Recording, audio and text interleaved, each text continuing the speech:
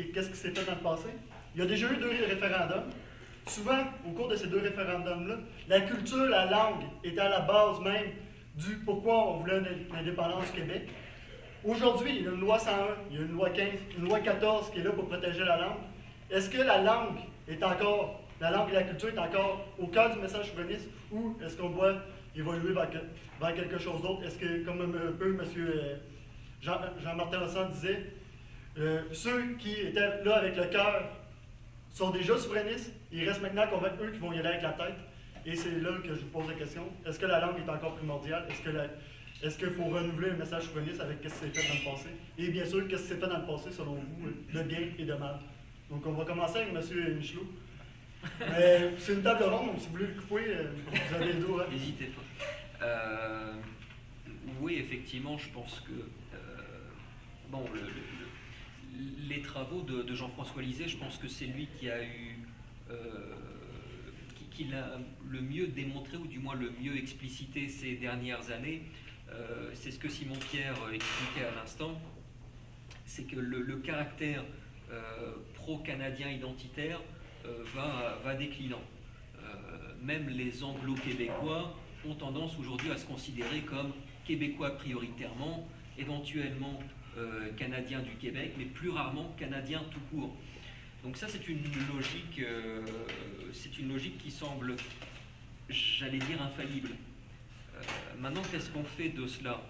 Ça, c'est le travail de Génération Nationale, justement, de remettre de l'avant la question identitaire au sein du discours indépendantiste, être en mesure de reconnecter ces 2 aspects-là, sachant qu'effectivement, ces 10-15 dernières années, alors notamment probablement en raison du traumatisme de 95, on a eu cette forte volonté de dissocier la question identitaire de la question indépendantiste. Moi, j'applaudis vraiment ce travail que vous faites là. Pour le reste, excuse-moi, ta deuxième question, Jasmin? Est-ce que la langue et la culture est encore au cœur du message vraiment souverainiste? Oui, bah, c'est ça. Il l'a été. Est-ce que c'est encore important? Juridiquement, je vous dirais qu'en termes de droit international, il y a 3 éléments constitutifs d'un peuple. Parmi ceux-là, il y a la conception de faire, le sentiment de faire partie d'un collectif quelconque sur un territoire donné et reconnaissant les institutions. De ce point de vue-là, il serait évidemment aberrant de mettre de côté la question nationale, puisque justement c'est ce qui fait ciment au sein de notre communauté nationale. Hein, mais pas seulement, parce que je vous dirais que la personne qui vient d'Ottawa et qui est anglophone, on a probablement autant de points communs avec lui que le francophone de Sudbury. La question linguistique n'est pas le seul élément, mais il est un élément déterminant. Pour commencer peut-être rapidement, avant d'aborder la question de la langue telle qu'elle est posée, quand Florent disait tout à l'heure que la défense de l'État-nation c'était située à gauche, si je peux me permettre très respectueusement, je crois que tu es... Il se situe aussi à gauche. Ah non, bien entendu. Ok, bon, ben c'est bon. Il se situe aussi à gauche, oui. J'abandonne les bitcheries qui étaient bien. Alors, bon, on peut donc directement aborder la question de la langue. Merci. Alors, la langue, elle est toujours au cœur de tout projet qui se respecte. Parce qu'on ne peut pas faire un pays indépendant sans peuple. Or, un peuple a une culture, et l'expression de cette culture, c'est la langue. Mais aujourd'hui, on n'arrive plus à la voir comme ça. Quand je disais qu'on avait de la difficulté à se percevoir nous-mêmes, à s'établir comme notre propre référence, aujourd'hui, la langue n'est vue que comme un moyen de communication par plusieurs.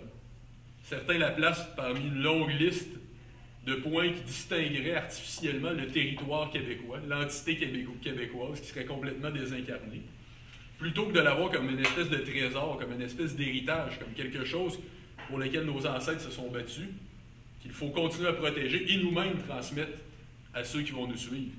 Au déclin d'ailleurs, la manière dont on voit la loi 101, une loi 101 complètement édentée, qui a subi 200 amendements à cause du régime canadien, et qui aujourd'hui, on ne voit que tout au plus comme une législation permettant l'obtention de services en français. Alors que ce n'était pas ça du tout à la base. À la base, c'était la réaffirmation nationale, la réaffirmation culturelle du peuple québécois à travers ses institutions. C'était véritablement l'institution de la culture nationale comme donnée centrale de nos institutions communes, comme je dirais même presque comme doctrine d'État, même si l'expression peut faire peur. Pourtant, une doctrine, c'est simplement un ensemble de principes qu'on met ensemble, une direction globale qui permet de pas simplement faire de la gestion à la petite semaine. Et c'est d'ailleurs, le fait d'établir la culture comme donnée centrale, c'est la meilleure manière d'être véritablement d'ailleurs inclusif envers ceux qui vont arriver chez nous. Quand on a des repères clairs, qu'on a des conditions claires aussi. Or, aujourd'hui, le principal défi, à mon avis, c'est pas une question de cœur versus tête, la question de l'indépendance, plutôt une question, en fait, la question de la langue plus particulièrement, il ne faut pas dire est-ce que c'est une question de cœur plutôt qu'une question de tête. À mon avis, la question, c'est pourquoi ne sommes-nous pas capables de se percevoir comme une nation bien autrement que théoriquement ou autrement qu'au niveau de la rhétorique. C'est tout simplement, à mon avis, que nos institutions... Monsieur Rousseau voulait intervenir. Oui, mais je terminais quand même. C'est tout simplement que nos institutions, notamment l'école en premier lieu, ont complètement démissionné sur la transmission du collectif.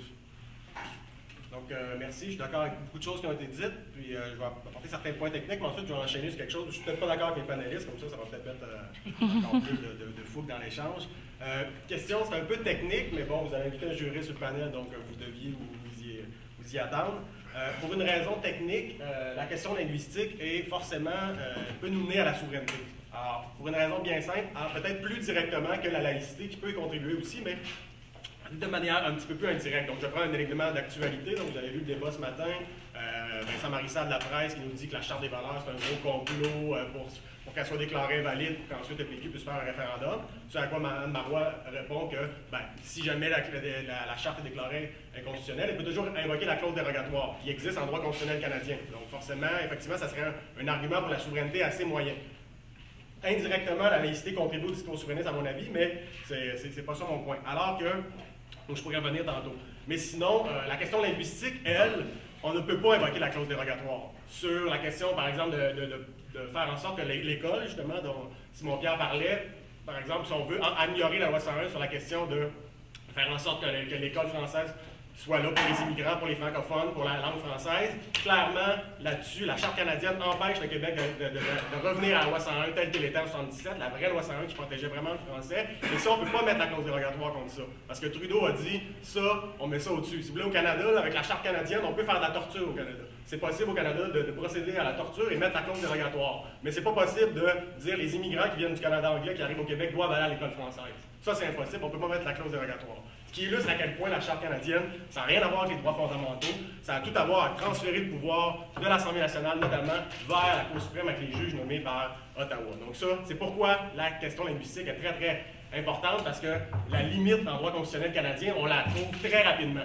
Et notons au passage, d'ailleurs, que les tribunaux québécois, plutôt les hautes cours québécoises, sont également nommées par le fédéral. Alors que dans une fédération, normalement, les cours de la fédération, donc si vous allez dans un État américain, un tribunal de l'État sera nommé par l'État et non pas par le fédéral. Au Canada, nos cours supérieurs, donc toutes les cours qui ont moindrement de pouvoir politique, nommés directement par la fédérale pour assurer là, donc une prééminence politique.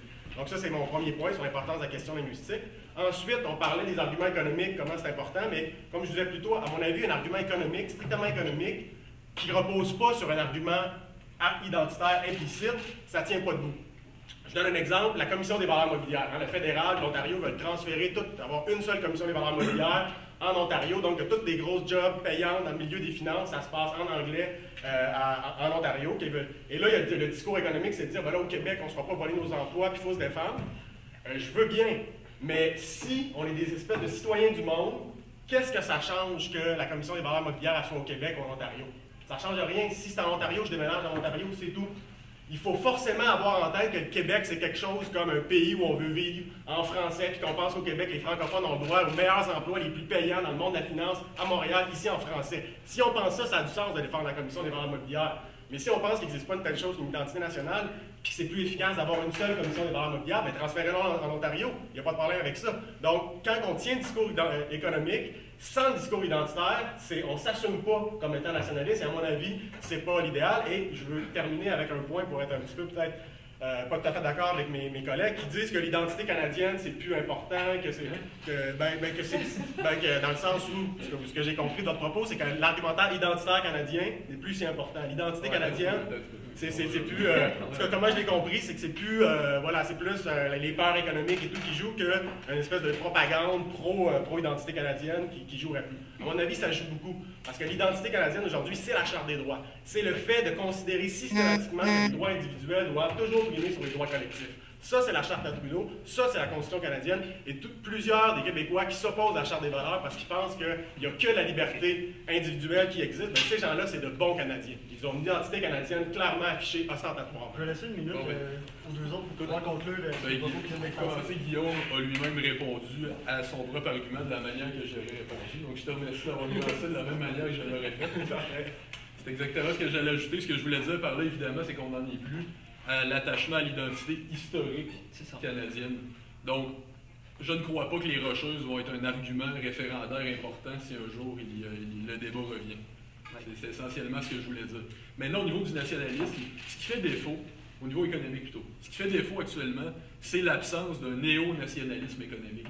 C'est quelque chose qui doit revenir, être capable de retrouver une cohésion, un discours qui puisse restituer les vieux instruments, les vieux leviers que sont notamment Hydro-Québec, la Caisse de dépôt et placement, la Société générale de financement. Un discours aussi qui puisse restituer ces leviers-là qui permettent au Québec Inc., qui était notre classe d'affaires, notre bourgeoisie d'affaires, qui à l'époque, dans les années 80, avait un véritable consensus de ce qui était notre intérêt national. Parce qu'à l'époque, il y avait une pensée qui était transmise. Aujourd'hui, même dans beaucoup d'écoles de gestion, malheureusement, ce ne sont des gens qui ne jurent que par la balance commerciale de Chine, et plus c'est éloigné, plus c'est exotique, donc plus c'est intéressant. Malheureusement, c'est ça. Des gestionnaires technocratiques froids au regard vide, c'est malheureusement ce qui forme notre classe d'affaires de demain.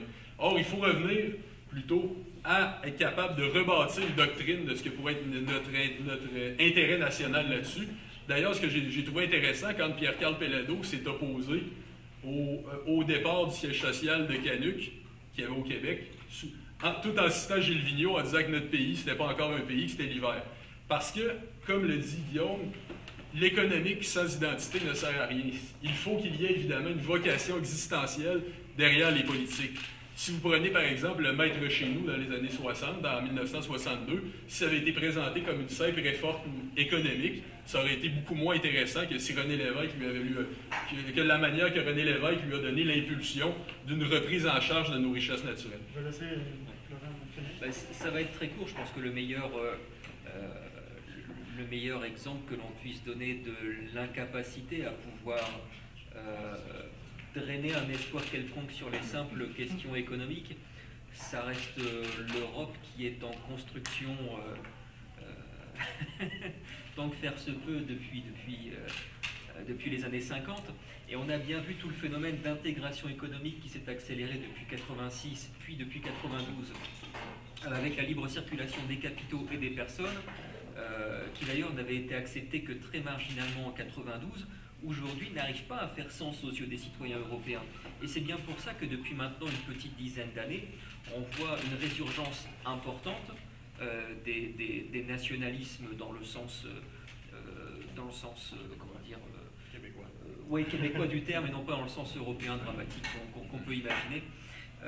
Alors voilà, pour moi, ça me semble extrêmement important de revenir là-dessus. Et effectivement, donc, on voit tout un phénomène de reflux vis-à-vis de formes de protectionnisme économique et aussi finalement de défense d'acquis sociaux, bref, de ce qui fait sens aux yeux d'une population qui n'est pas transférable, qu'il s'agisse de Varsovie à Madrid. Je vais passer tout de suite avec le deuxième thème. Aujourd'hui, il y a trois partis majeurs qui parlent de la souveraineté au Québec. Il y a Québec solidaire, il y a le Parti québécois et il y a Option nationale. Les trois ont une approche quand même assez différente. Les trois se disent, en gros, le seul parti vraiment souverainiste. J'aimerais savoir, pour vous, la campagne électorale actuelle, qui a le meilleur message souverainiste, quelle est la stratégie de chacun des partis, et est-ce qu'il y a un parti qui se démarque comme étant plus souverainiste, ou est-ce qu'il faut miser tôt ou tard sur une coalition des partis souverainistes? Je vais laisser M. Guillaume Rousseau parler en premier. Si vous avez de quoi que vous n'êtes pas d'accord, je vous invite à vraiment vous interposer pour pouvoir vraiment avoir un échange un peu plus musclé. Donc, si je voulais un peu provoquer mes amis d'Option nationale, et je veux le faire quand même un peu, je vous dirais qu'effectivement, la meilleure idée, c'est une coalition de souverainistes, et ça s'appelle le Parti québécois. Donc, vous comprenez bien ce que je veux dire par là. Sinon, moi, ce qui arrive, c'est que, bon, évidemment, il y a en politique, puis dans d'autres domaines également, ce qu'on appelle, ce que Max Weber appelait l'éthique de la conviction et l'éthique de la responsabilité. C'est-à-dire l'éthique de la conviction, évidemment, quand on défend les idées, il faut défendre vraiment ses idées, pas faire ça pour des fins électoralistes ou avoir un emploi ou quoi. Et je pense que les gens d'OM là-dessus sont vraiment, ils veulent défendre leurs idées, ils vont battre comme on dit, puis je pense qu'on peut les admirer. Mais en politique, il y a aussi ce qu'on appelle l'éthique de la responsabilité.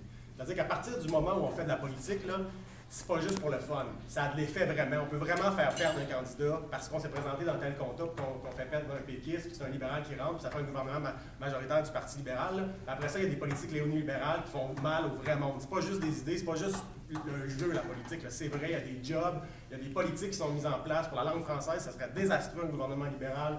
Pour les politiques sociales et économiques, pour l'égalité des chances, ce serait désastreux. Puis je pense qu'on doit se poser cette question-là. Et en ce sens-là, moi, ce qui importe dans une élection, c'est l'effectivité. Qui peut prendre le pouvoir, faire en sorte qu'on ait vraiment des politiques? Parce qu'on a beau tenir le discours indépendantiste le plus pur du monde, si on n'est pas capable de prendre le pouvoir, là, il y a un parti fédéraliste qui va prendre le pouvoir, qui va arriver avec des politiques de bilinguisation, qui va arriver avec des politiques pour arrêter les cours d'histoire nationale que le PQ voulait mettre en place, pour retourner à des cours d'histoire dénationalisés, pour faire la promotion du multiculturalisme, de tout ce qui tue l'idéal souverainiste, pour être sûr que ça va avancer à vitesse grand V, que toutes ces idées anti-indépendantistes-là, si les libéraux sont élus. Fait que je pense qu'il faut vraiment y penser à deux fois, puis quand on y pense à deux fois, ben, on trouve le Parti québécois. Je pense que M. Michelot va intervenir. Pas nécessairement. Non, mais écoutez, c'est pas filmé, si. Non, je vais faire du montage. Ouais, on peut faire du montage. Non, j'allais dire que la question indépendantiste, c'est pas celui qui va pisser le plus loin. Moi, je crois au contraire. C'est dit avec une élégance. Oui, avec beaucoup d'élégance. Je crois au contraire que la capacité du force souverainiste, la force du mouvement souverainiste devrait justement de pouvoir compter sur la complémentarité des modes d'action. Et ça, je ne remets, y compris en tant que membre fondateur d'Option nationale, je ne remets pas en cause le rôle du Parti québécois en tant que parti de gestion. Mais il reste que la fonction tribunicienne des partis politiques, qui elle aussi a été largement soulignée par la sociologie politique, n'était plus mise de l'avant. Et en ce sens, Option nationale a eu un intérêt majeur, particulièrement auprès de jeunes qui, alors, ne s'intéressaient plus à la politique, ne s'y intéressaient pas, ou avaient décidé de militer dans des associations ou des groupuscules parfois douteux, mais ne votaient plus.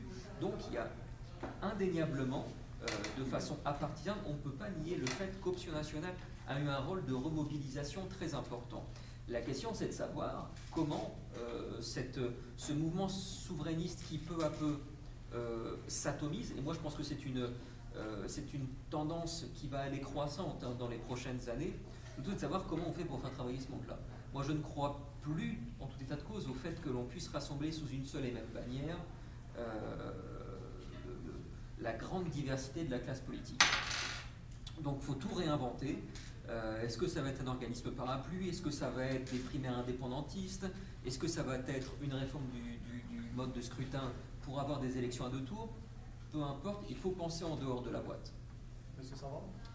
Parenthèse peut-être sur la finale, parce que pour le reste, je trouvais même aussi différente qui étaient vos deux interprétations sur Option nationale. J'approuvais d'une certaine façon les deux. Je trouve qu'il y a une position de compromis à avoir. Il faut respecter l'apport qu'Option nationale a pu représenter pour l'indépendantisme, qui est un apport assez rafraîchissant à plusieurs égards. Mais maintenant, il faut aussi se poser la question, est-ce que la place de cette faction-là est à l'extérieur ou à l'intérieur du Parti québécois? C'est un débat qu'il faut avoir. C'est différent en ce qui concerne Québec solidaire, à mon avis, qui, malgré la surutilisation de la rhétorique indépendantiste en contexte de débat des chefs pour nuire au Parti québécois et récupérer une part de l'électorat, en réalité, fait de l'indépendance une position très loin dans l'ordre des priorités du parti quand on lit son programme. Et c'est une indépendance à condition que, et seulement si que, Mme David elle-même a dit il y a des limites à la coalition.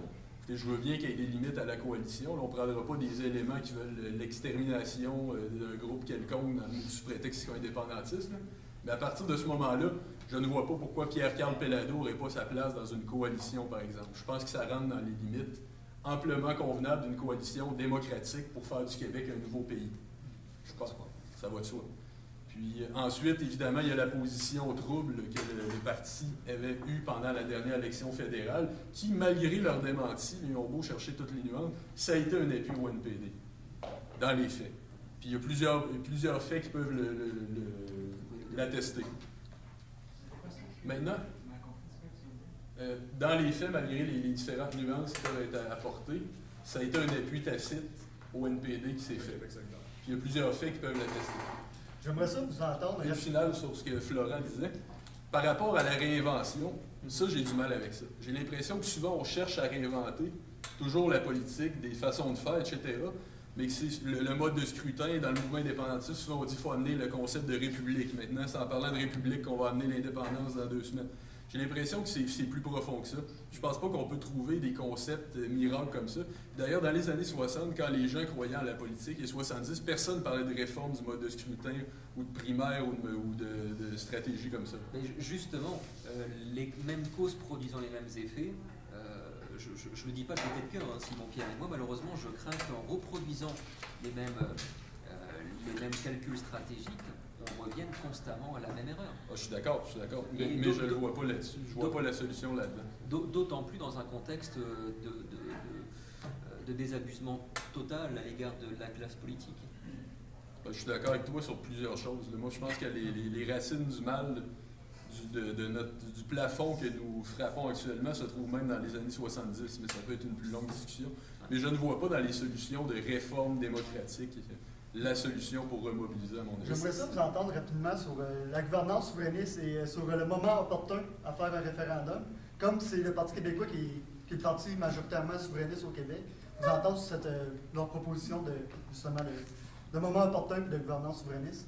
Donc, je vais laisser n'importe qui veut prendre la parole en premier, qui s'impose. Je suis pas à me lancer. Dans le fond, ça reconnecte malgré tout avec l'objet de cette discussion.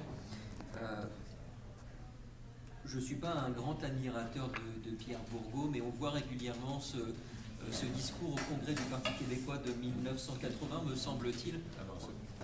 Avant ça 78. C'est dans les années 70, quand il est parvenu, il était élu au Conseil national. Et justement, où il rappelle aux militants du Parti québécois le caractère fondamentalement révolutionnaire de la question indépendantiste.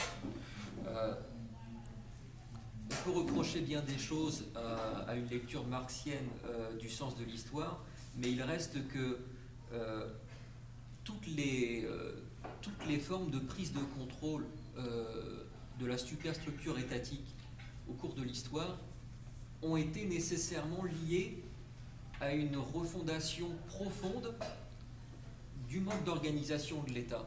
Donc on ne peut pas se permettre simplement de dire du jour au lendemain la population québécoise prendra en main l'État québécois tel qu'il a été déterminé, défini par le régime canadien. Non, il va falloir aller beaucoup plus loin que cela. Je me permets de finir. Il va falloir aller beaucoup plus loin que cela, et c'est pour ça que je considère que c'est fondamentalement révolutionnaire.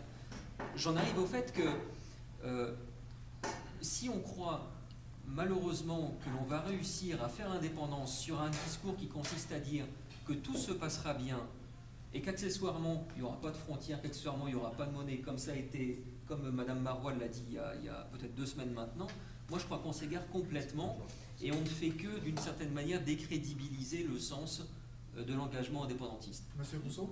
Oui, merci. Donc, je vais un peu répondre à ça. Dans le fond, bon, vous connaissez la position du Parti québécois. C'est un référendum quand les Québécois seront prêts. Bon, évidemment, moi, j'ai été conseiller politique. Je vais vous dire une chose, c'est toujours plus facile de donner des conseils après les faits. Ça va toujours bien quand on sait qu'il y a une politique qui a été annoncée, ça a eu tel effet. Après ça, on dit, il y aurait donc dû faire ci puis ça quand on est assis à la maison, quand on joue les gérants d'estrade. Quand on est conseiller politique, on ne sait pas toujours quel effet va avoir. En politique, il y a plein de variables, c'est vraiment complexe. Donc, je pense qu'a priori, l'idée de dire on va faire un référendum quand les Québécois sont prêts, c'était a priori pas une mauvaise idée. Maintenant, ce qu'on réalise avec les sondages, puis ça, on ne le savait pas au parti quand cette ligne-là a été déterminée, c'est que ce qu'on voit dans les sondages, c'est que ceux qui s'apprêtent à voter Parti québécois sont convaincus qu'il n'y aura pas de référendum, même si le Parti québécois est élu au pouvoir. Ceux qui ne s'apprêtent pas à voter Parti québécois, sauf à quelques exceptions, là, se disent que si le Parti québécois est élu, il y aura un référendum. Donc vraiment, c'est catch-22, comme on dit en anglais, c'est perdant sur les deux. Donc ça s'avère problématique, cette ligne-là. Bien qu'elle soit sincère, puis c'est probablement la ligne qui est la plus conforme aux intérêts supérieurs du Québec. Puis électoralement, c'est plus difficilement défendable, mais souvent, Mme Marois a ce défaut, cette qualité-là, de penser vraiment à ce qu'on peut vraiment faire une fois au pouvoir, puis qu'on ne peut pas promettre des choses qu'on ne fera pas, bien, elle est très honnête là-dedans, puis des fois, ça fait qu'on se retrouve avec des lignes qui sont plus difficilement défendables au niveau strictement des coms. Donc, ce qui est le cas, je pense, de cette ligne-là, même si fondamentalement, je pense que ça tient la route pour les intérêts du Québec. Sinon, l'autre ligne possible, peut-être qu'on en discutera après l'élection, puis une ligne qui pourrait se faire, d'après moi, c'est de dire le Parti québécois un Parti québécois élu ne fera pas de référendum dans un premier mandat. Mais on va faire des études, par contre. Le livre blanc, moi, je pense que c'est une très bonne idée pour consulter les gens, faire des études. Toute la question des frontières dont on parle, c'est pas rien, là, ça prend les études, les dernières études dans les années 90, il faut mettre ça à jour. La question de la monnaie, il y a 4 ans pour faire des études et des consultations, c'est pas trop. Là. On ne va pas perdre notre temps pour faire de la gestion provinciale. Là. Probablement, on va faire 1000 fois mieux que les libéraux qui feraient juste des politiques antinationalistes. Puis on pourrait faire des études. N'ont pas été dans ce sens-là. Ben, le livre blanc et tout, c'est quand même quelque chose de bien. Sur la question des frontières et de la monnaie, la réponse a été de dire il n'y aura pas de changement quant à cela. Oui, mais ça a toujours été la position du Parti québécois depuis René Lévesque, la Souveraineté Association. Donc, moi, ce que je vous dis, c'est qu'en 4 ans, dans le premier mandat du Parti québécois, on se donne 4 ans pour faire les études et se poser ces questions-là. Il faut le débattre, l'association. Est-ce qu'on est encore pour la Souveraineté Association ou la Souveraineté sans association, etc., à la lumière des développements du modèle européen et tout. Donc, il y a un vrai débat à faire, là, immense, qui peut durer au moins 4 ans. On a déjà fermé la porte à ces questions. Non, oui. Je pense pas que la porte soit complètement fermée. Puis s'il y aurait des études, le livre blanc, ça a toujours été pour ouvrir la discussion. Et forcément, il y a toujours moyen de forcer un chef à réévaluer ses positions. Donc on se donne 4 ans pour ça, mais on annonce d'avance que d'un deuxième mandat, on fait un référendum. Donc comme ça, c'est clair, puis ça permet à la fois de rassurer la base qui veut un pays le plus tôt possible et la population générale. Donc je pense que là-dessus, après l'élection, on sera en mesure de revoir des positions, mais c'est sûr que la position d'un référendum, quand les Québécois sont prêts, sur le fond, c'est très bon, c'est dans l'intérêt du Québec. Maintenant, au niveau comme politique, c'est vraiment pas facile à tenir. Merci, M. Rousseau. Je vais laisser Simon-Pierre Tremblay parler, puis je vais vous relancer tout de suite après, si vous voulez continuer avec qu'est-ce qu'il faut faire dans le futur. Il ne nous reste plus grand temps, donc si on veut avoir des périodes de questions du public, donc je vous demande de faire ça bref. Vous pouvez finir sur qu'est-ce que M. Rousseau dit et qu'est-ce qu'il faut faire dans le futur pour la souveraineté. Écoute, Florent, je suis d'accord que l'imaginaire de la souveraineté sans douleur, qui va se faire sans rien bouleverser, ça ne tient pas la route. Évidemment, nous sommes dans un contexte où nous faisons partie d'un pays du G8. Ça ne sera pas une guerre d'indépendance, non, une guerre révolutionnaire non plus. Ça risque d'être ça va être une transition probablement dans l'histoire des indépendances parmi les plus pacifiques et les plus faciles, probablement, à l'échelle du monde. Sauf que même si je suis d'accord avec toi, dans l'indépendantisme, il y a une part de continuité historique, mais il y a aussi une part de rupture. Après la crise des accommodements raisonnables, on a décidé de ramener la part de continuité historique dans l'indépendantisme. Maintenant, il est temps de pousser ça encore plus loin et de aussi ramener la rupture. Parce que pendant très longtemps, pendant les années post-95, on évacuait tout autant la rupture que la continuité. On essayait d'imaginer une espèce de peuple avec une espèce de souveraineté imaginaire, thérapeutique, qui créerait le pays des merveilles. C'était à peu près ça en bout de ligne. Tu peux rire, mais c'était ça. Ouais, c'est le sens de la formule. Et puis, donc, évidemment, je pense que de bâtir le pays des merveilles, garder les frontières, là, la ligne, Guillaume disait que c'est le programme du Parti québécois depuis toujours. Il y a quand même eu, depuis que nous faisons partie du grand marché continental, la ligne de M. Parizeau en 1995, c'était quand même que s'il y a refus d'association, on est capable de faire notre propre pays, même avec notre propre monnaie. Puis même en ce moment, je pense qu'une frontière, ça peut avoir des avantages comme bloquer un pipeline, par exemple. C'est pas totalement exempt de bénéfices. Maintenant, ceci étant dit, c'était quoi l'autre point? Je voulais répondre. Ben, je sais pas s'il y a quelqu'un qui voulait... Au sens de la formule de Turin. Oui, écoute, je vais constat. C'était savoir qu'est-ce qu'il faut faire pour améliorer le message souverainiste. Ah oui, ben c'est ça, le référendum dans cette campagne-là. Bon, le référendum, moi, je suis conscient que ça aurait été suicidaire en ce moment, parce qu'on ne renverse pas un paradigme en 3 jours de campagne électorale. Ceci étant dit, c'est justement pourquoi ça devrait faire des années que le paradigme est changé dans le rapport à la politique. Il faut sortir du provincialisme. Le provincialisme qui est une espèce de matrice qui nous condamne à une étroitesse de point de vue, puis qui limite notre vision de la politique à la simple partisanerie des slogans. Puis ça, c'est évidemment une urgence à faire. Il faut sortir de ce cadre-là et incarner quelque chose d'autre. Et je pense que c'est quelque chose d'autre-là. Ça va se faire à travers les politiques de rupture. Et la charte de la laïcité en est un exemple d'une certaine façon. C'est un débat qu'on pourrait presque qualifier de géopolitique d'une certaine façon, parce que ce sont deux doctrines d'État, deux doctrines identitaires, deux principes d'État qui s'affrontent véritablement là-dessus. OK, je vais vous laisser 1 minute 30 pour conclure sur qu'est-ce qu'il faut faire pour le futur, avec M. Rousseau et M. Michelot, puis après ça, on va prendre les questions du public. Ben, moi, en fait, je vais être sûr qu'on a le temps des questions du public, fait que je passerai peut-être aux questions du public, puis ensuite, si le temps le permet, je conclurai. C'est bon. Ouais, j'approuve.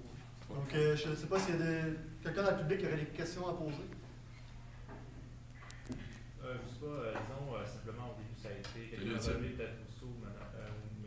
Tremblay à l'effet que OM pourrait œuvrer, disons, dans le PQ. Est-ce que vous pensez sincèrement que c'est viable et réalisable et faisable, dans le sens que l'histoire démontre que ça n'a jamais été. Les gens ont toujours été muselés au niveau des groupes. Les jeunesses, rien faire. Ouais. En tout cas, je ne sais pas l'expérience. Peut-être que ça. Disons, dans les dernières années, j'étais moins militant conseiller politique. Parfois, j'étais plus sur le plancher des vaches là, au parti, mais moi, j'ai connu fin des années 90, début 2000, puis il y avait de la place pour le débat au Parti québécois. Il y en a toujours eu. Je veux dire, juste le nom Parti québécois, là, René Lévesque ne voulait rien savoir de ça. C'est un militant un peu folklorique qui est allé au micro, puis qui a imposé le nom. M. Lévesque aurait préféré souveraineté association, un truc comme ça. Donc, à la base du parti, il y a toujours eu dans son ADN, c'est des militants actifs et tout. Maintenant, c'est sûr que si les militants sont un peu moins actifs, qu'il y a moins de gens qui vont loger, mais c'est sûr que ça ne bougera pas. Là. Mais je veux dire, une assemblée générale, je veux dire, tu y vas, on appelle notre monde, on fait signer des packs, on pack la salle, on prend le contrôle de l'exec, on amène notre candidat, puis on le présente. Je veux dire, c'est des choses qui se font. Mais si les militants ne sont pas actifs, c'est sûr que c'est les chefs, les apparatchiks qui vont caler les shots. Et ça, à mon avis, ça demeure vrai pour tous les partis, mais au Parti québécois, il y a déjà eu des débats. On a fait, je veux dire, le cégep français, là, on a perdu le débat pour imposer la loi 101 au cégep, on l'a perdu en 2000, on l'a refait en 2004, on l'a reperdu à nouveau, puis là, on a trouvé un porteur de ballon, parce qu'il ne suffit pas qu'il y ait des militants qui aillent au micro, là, ça prend un porteur de ballon dans un caucus. Il faut faire de la politique comme année, il faut s'organiser, il faut faire des meetings, il faut avoir du financement, il faut avoir des porte-paroles, des porteurs de ballon dans le caucus, au cabinet de la chef. Il faut faire de la politique. C'est long, ça prend de la stratégie, puis il faut se forcer ménage, là, mais ça s'est fait. À un moment donné, on a réussi à imposer l'idée d'appliquer la loi 101 au cégep, qui serait une avancée majeure pour le français, parce qu'on avait un porte-parole, parce qu'on a fait des études, parce qu'on s'est battu 4-5 congrès en ligne, qu'on n'a jamais lâché. Puis là, on voit que, bon, c'est plus aussi clair que ça, cette position-là, parce que, justement, il n'y a plus le porteur de ballon, M. Curzi est en partie et tout. Donc, ça se fait prendre le contrôle puis imposer ses idées au Parti québécois, mais ça se fait pas demain matin. T'sais, bon, on dit 100 000 membres, il n'y en a peut-être pas 100 000, maintenant c'est peut-être 80 000, mais il y a 80 000 membres, c'est juste normal qu'on ne puisse pas demain matin prendre le contrôle d'un exec et amener une idée jusqu'au Congrès. C'est long, ça prend du temps, mais quand on fait le travail intellectuel, de terrain et stratégique, on peut y arriver. L'exemple du cégep français est un bon. SPQ Libre, même s'ils ont été un peu tassés, ce qui est peut-être malheureux à mon avis, ils continuent à influencer le discours, puis ils continuent à chaque fois aller au bat. Au dernier, quand ils ont présenté la plateforme, c'est Marc Laviolette qui allait au bat. Ils font la job des militants, c'est encore possible de faire au Parti québécois, j'en suis convaincu. Le SPQ Libre ayant même été expulsé, pourtant on continué, comme l'a dit Guillaume, et même que le président du Parti québécois, Raymond Archambault, a déjà donné la paternité du dernier programme au SPQ Libre. A déjà dit publiquement, c'est grâce au SPQ Libre si nous avons ce programme-là, grâce à leur contribution. Maintenant, ce que je trouve le plus dommage là-dedans, c'est que quand on lit sur les réseaux sociaux, d'un côté comme de l'autre, entre péquistes et onistes, c'est de commencer à s'insulter et à se traiter de faux indépendantistes. C'est comme le disait Florent avec sa formule très imagée. As-tu une fixation là-dessus? Ensuite, Étienne, pour répondre à ta question, donc, j'aimerais, moi, conjuguer la ferveur militante d'ON l'ajouter dans un véhicule qui pourrait véritablement prendre le pouvoir. Maintenant, aussi un autre problème, quand tu regardes l'histoire, quand tu dis que les purs et durs, on peut les appeler comme ça, on les caricature souvent comme ça, mais ça a longtemps été une très grande tradition intellectuelle au sein du parti, où c'était pas des barbus avec des drapeaux, c'était des Jacques Parizeau, des Camille Lorrain, des grands penseurs qui incarnaient cette tendance-là, cette faction-là, qui, à mon avis, se doit de refaire école, se doit de renouveler sa propre doctrine. Parce qu'à mon avis, c'est ça la priorité. Que propose Option nationale, sinon de parler plus d'indépendance et de faire un référendum plus vite et de garantir qu'il va le faire? Je pense que le problème principal, il réside dans le référendisme en lui-même. il réside dans l'idée que tout repose sur une consultation, sur un grand soir. Et c'est là-dessus qu'il doit y avoir un immense débat pour renouveler ça en profondeur.